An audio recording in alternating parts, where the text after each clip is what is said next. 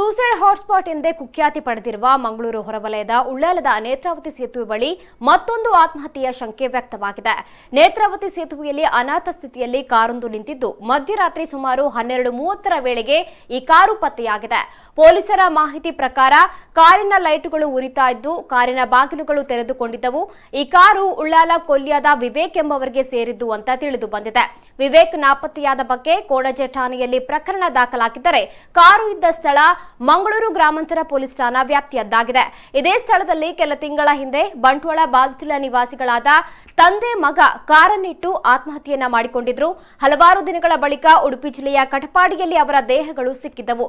ಸಂಸಾರಸ್ಥರಾಗಿರುವಂತಹ ವಿವೇಕ್ ನಿಗೂಢವಾಗಿ ಕಾಣೆಯಾಗಿದ್ದು ಅವರ ಕಾರು ಮಧ್ಯರಾತ್ರಿ ಸೇತುವೆ ಮೇಲೆ ಪತ್ತೆಯಾಗಿರೋದು ಹಲವು ಅನುಮಾನಗಳಿಗೆ ಕಾರಣವಾಗಿದೆ. ಪೊಲೀಸರು ತನಿಖೆಯನ್ನ ಆರಂಭಿಸಿದ್ದಾರೆ.